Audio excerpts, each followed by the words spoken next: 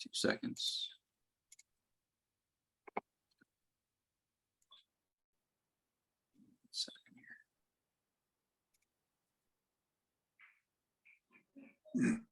All right. Good morning, everybody.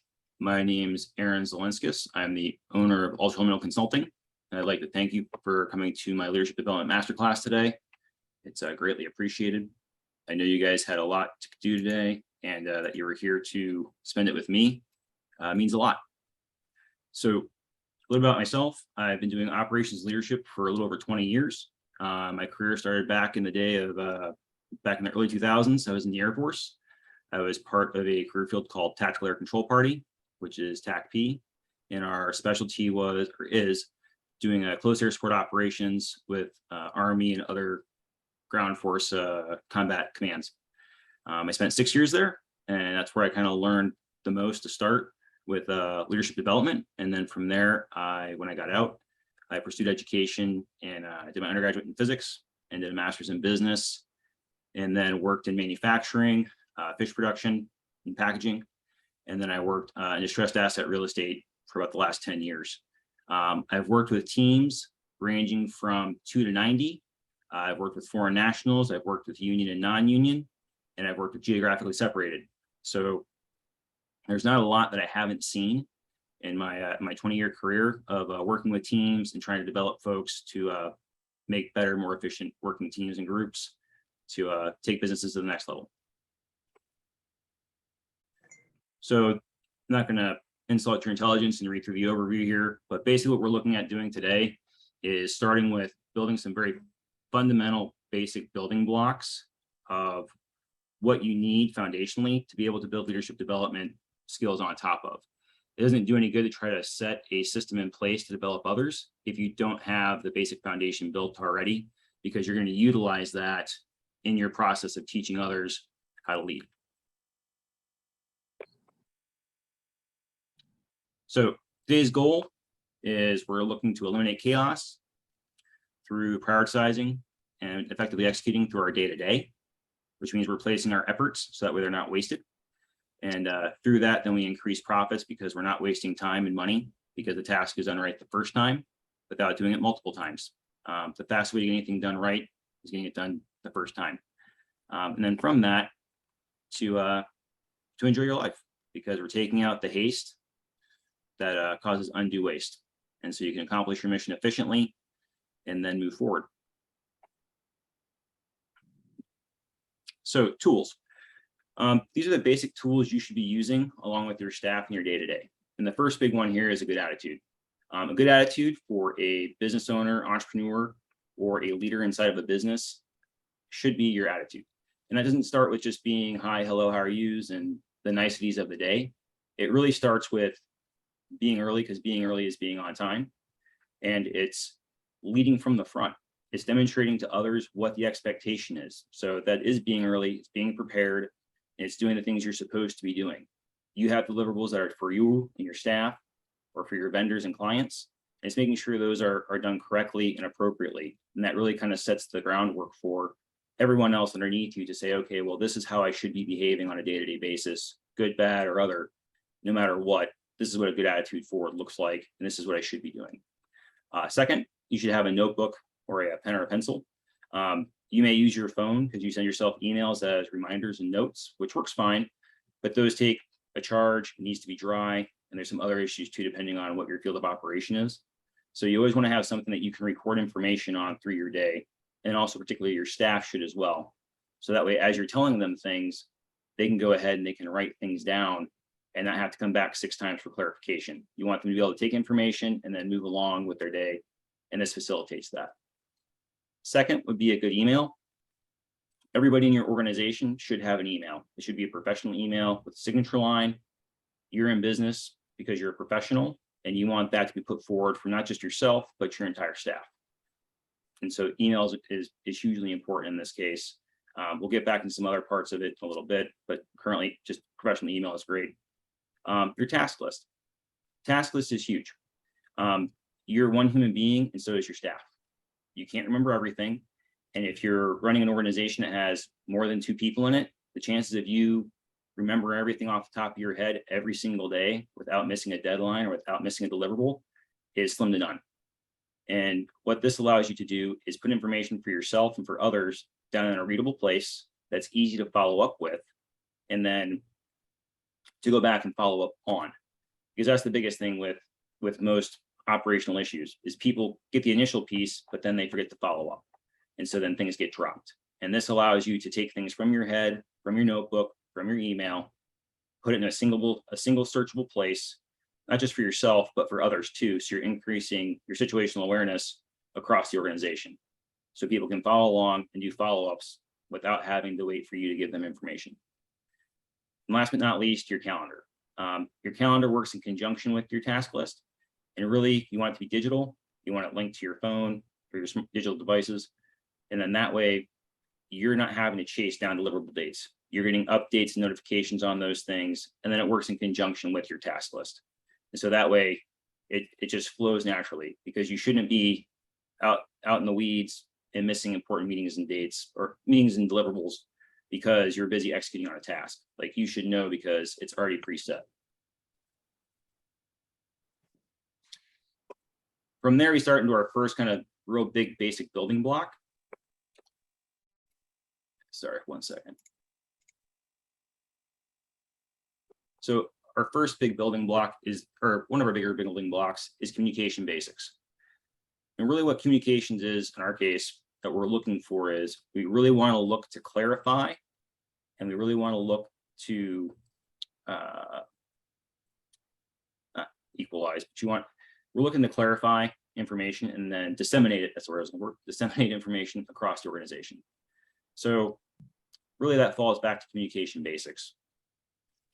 And with that, what you're looking to do with the clarifying piece is, like, if you explain something out to somebody, especially a deliverable or a task, you want them to give you information back to make sure that it's clearly received so they understand what's going on.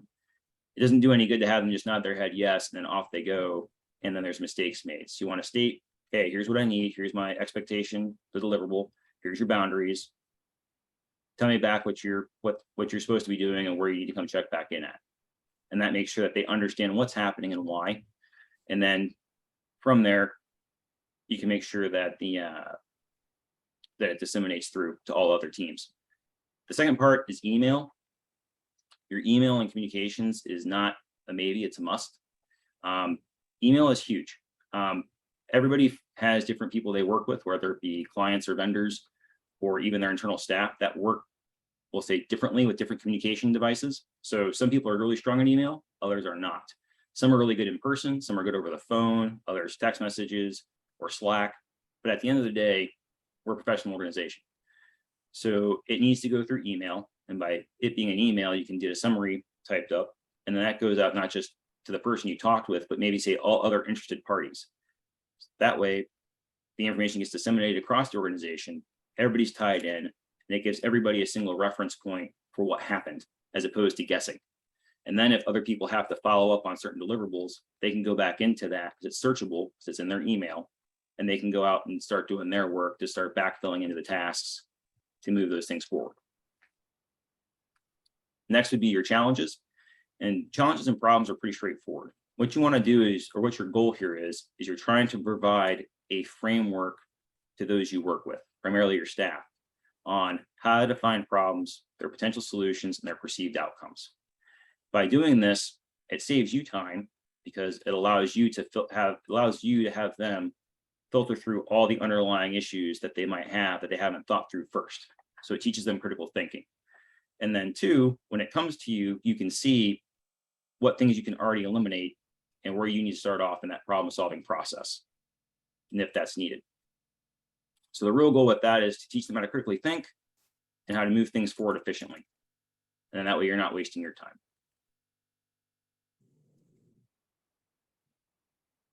Your number one resource as a leader, business owner, or entrepreneur is time. It's the one thing that's not renewable. It's the one thing that you don't ever get back. And so you have to maximize it. And you maximize it just like you do any investment, like through finance. You're looking for an ROI. You're looking for an ROI on the time you spend. And the time you're going to spend is going to be spent on leadership development with your staff. Because every dollar you spend on leadership development comes back at roughly $7.50 back to you as an organization. And the way that you maximize through leadership development is you're teaching your staff how to lead, which is managing resources, and then specifically developing people. And so in their case, it might be somebody below them, or it might be somebody next to them in their seat where they work at. And really your goal here is to make sure that they're understanding how time is utilized and that they're maximizing, they're maximizing what they're doing day to day, and then they're utilizing the tools they have available to them.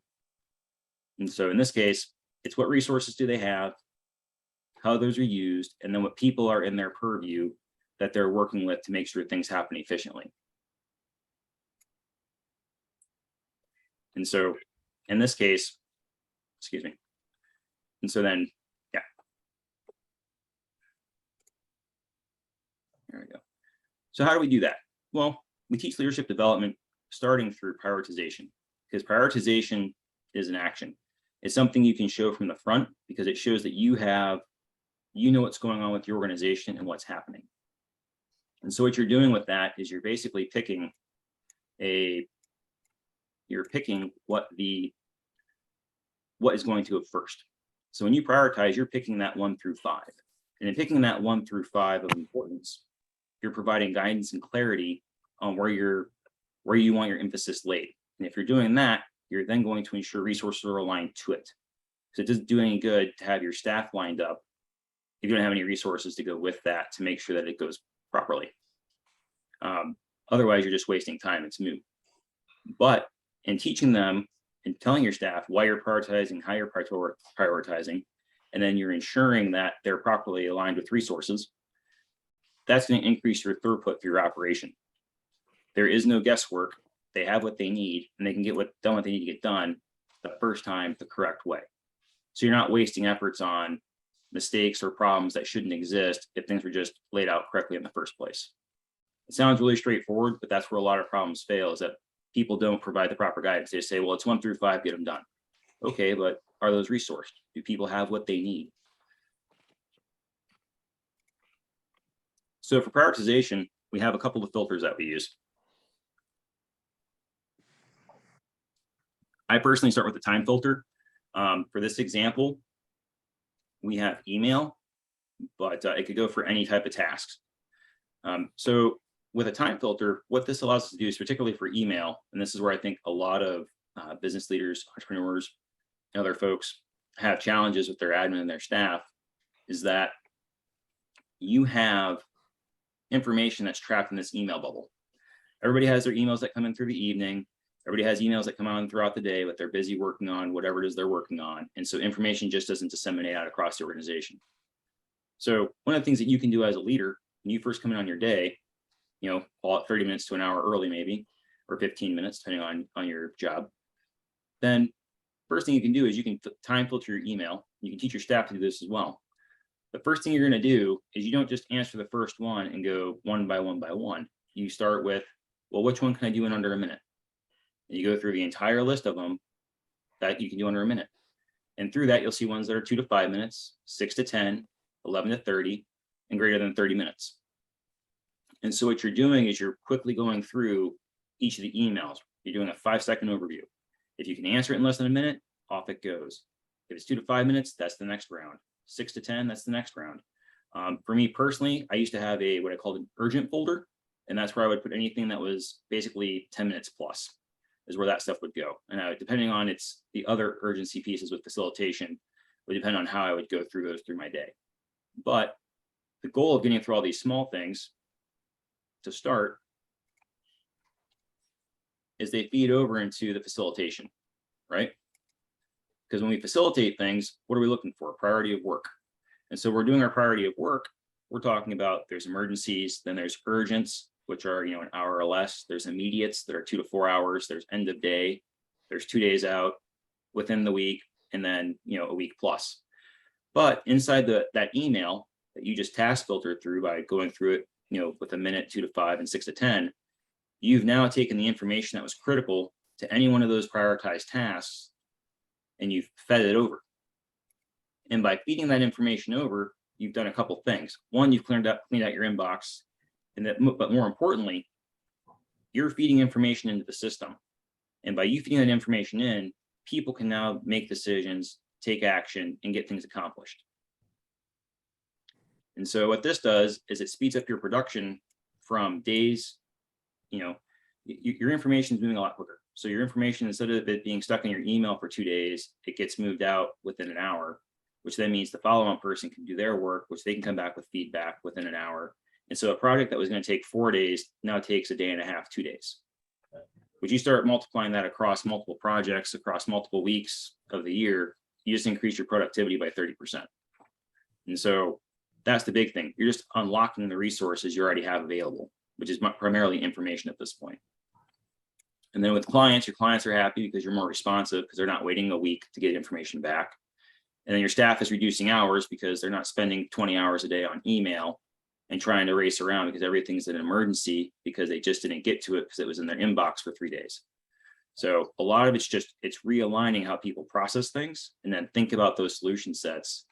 And then it moves into the facilitation piece, which that's where it goes, that's where it goes into. And it starts reducing those things down from being an emergency because everything's an emergency because everything's on fire to, well, no, actually everything falls into a proper place. And then emergencies are just real emergencies. And that takes us into our next filter, which is prioritization. So the real goal, next prioritization filter would be delegation. My apologies. And what you're looking for in delegation is basically to put your time where it's needed most. And you as a leader in your business or an entrepreneur or any staff, your job is to make sure you're looking at the bigger strategic problems. And in most businesses, your strategic problem is getting more revenue, which means growing your client base, or it's quality control measures. And so you're looking at things from a higher level. Well, you can't do that if you're stuck in the day-to-day, burning through emergencies all day long, stomping out fires. And this is where it becomes really important with developing your staff. This is where leadership development really kind of steps into its own. You have to start asking yourself, okay, well, if I take an hour to teach somebody how to work through some of these 11 to 30-minute projects or problems that are a week to 2 weeks out or a couple of days out, what can they do? What can they facilitate for me? Where can I build myself back some time because I've taken the 30 minutes to develop somebody, and that's going to feed me back 2 hours later on in my day, every day for the next, from here forward. So a lot of what you're looking to do here is you're looking to build people's confidence by slowly starting to feed them off work that they can do and they can handle because you've taken the time to teach them how to manage the resources available, and you've worked with them on their capabilities and competencies so that they can actually action the problem effectively, which then feeds back into you're able to put more time where it is needed most because you're not stomping on fires. You're just running strategic problems that you need to run because your staff can run day to day without much of a challenge. So this is our delegation framework. We prepare the task, you have the task itself, and then you have the post task. And so when you're ready to prepare a task, what you're looking to do right there is you're trying to get with your staff, sit them down and explain through, here's what we're looking to accomplish. Here's the expectation, here's your boundaries, and then here are the resources you have to accomplish this. And in this process, you're going to be doing things with them most likely. You're trying to get them to understand why each piece fits where it fits, and then what the timeframes are that go with that, because they might not understand, it's kind of like cooking. There's things you have to line up by time or they don't line up at all. And so then you have food coming out cold as opposed to hot, and nobody likes that. So that's what you're looking for when you're preparing a task. You're clearly defining expectations, clearly defining boundaries, and then you're making sure everybody's properly resourced and that they know where those resources are and how those action inside what they're trying to accomplish in the task. Next, you have the task. And your only real goal with the task, if you've done the expectations and boundaries properly, is you're just making sure they stay inside the boundary lines. And depending on the task, the way I used to kind of run that was if it was between 75 and 80% accurate of what they were doing, and they weren't going to find as anything catastrophic, let them walk with it and run with it. They'll figure it out. That's the goal. You want to give people the freedom to maneuver and work. And then if they have challenges, let them work through those problems. Let them build those those complex problem solving skills. And then if they have a challenge, they can come back to you with, here's my problem, Here's my solution. Here's my potential outcome. And you can review that and talk with them on where they're making mistakes. Now, in the task, if you set predetermined guidelines on boundaries where, hey, there's certain safety or quality control features, like quality control things you need checked first before they make it on to the next step, then that's where you need to make sure that you're setting in on your own timeframes and expectations for yourself, where, hey, if I have them doing this task and I know probably at an hour and a half, if they haven't come ask me a question on something, there's probably a problem or they don't get it. I need to go out and check. You need to make sure you're properly putting time in for yourself to make sure you can go out and do those things on those tasks. That's important. Because at the end of the day, you're still responsible because it's your team, it's your deliverable. And so by the end of it, ideally you have a deliverable that's good for the client, whether it be internal, external, and it meets the need, or it meets the quality measure that you need. If it doesn't, then that's something for you to take back for yourself and go, okay, well, I clearly didn't explain the expectations and boundaries and set the structure up properly for them to be able to execute correctly. Then after the task, you have a post-task debrief. And in this, what you're really doing is you're reviewing the task in full. And what you want to do is you want to have the staff review this back to you. This isn't so much for you to talk, it's for you to listen to them, explain back to you what they were doing, why they were doing it, where they felt really strong, where they felt weak, and then why. You want to let them talk through that. They're not going to get it all right, so you're just kind of guiding them along and let them get it all out. And then from there, you can add your notes in, which we'll get into kind of how some of those notes can be structured. But also, once they finished up, the next thing you want to do in that debrief is you want to cover your shortcomings, because you're the leader, you're the boss. So if they failed or things went wrong, there's things you should have done better too. And you want them to know that. They need to see that there's one standard, everybody's accountable, and if you made mistakes, you need to own up to those and explain what they were, why they weren't correct, what should have been different, and how that'll make a difference next time, or how you change those next time.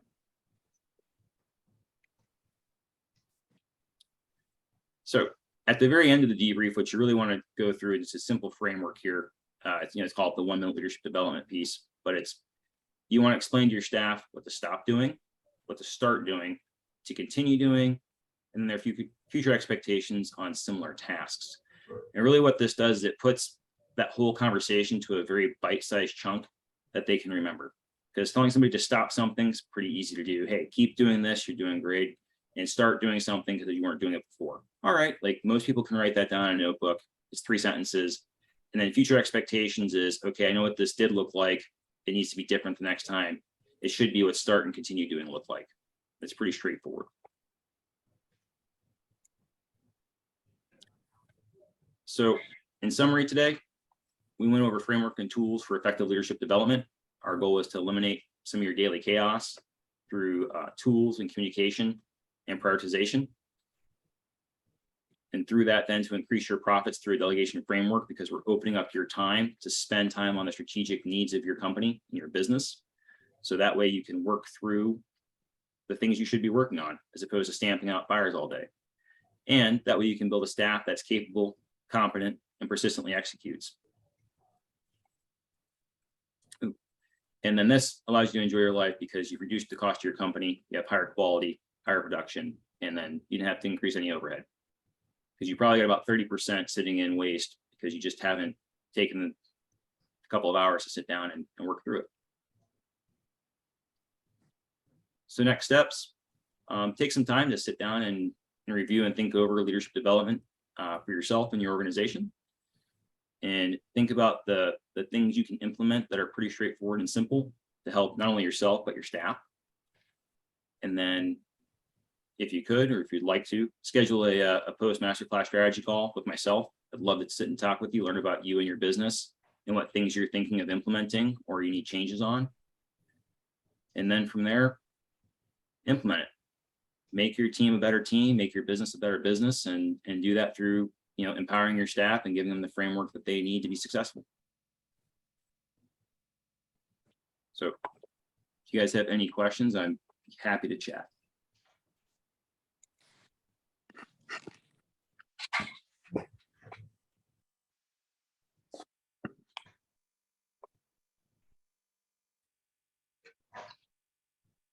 No questions? There's Trevor. I think you're, there you are.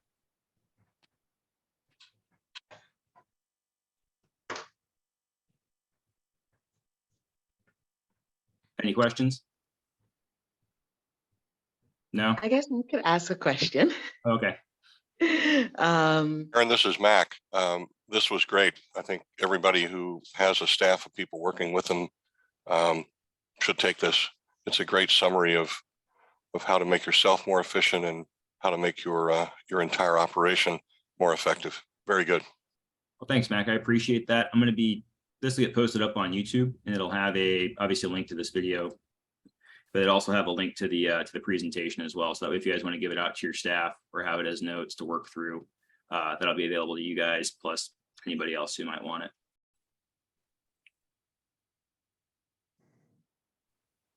All right. Well, if that's everything from everybody, thank you for joining today. Greatly appreciate it. Hope you guys have a great rest of your day, and hope to see you again soon and talk to you a little bit later. Again, please sign up for the post MasterClass strategy call. Would really like to hear about you and your businesses and what you're trying to implement for your leadership development programs. Thank Great you. day, guys. Thank you. Thanks, Steve. Thank you. Bye.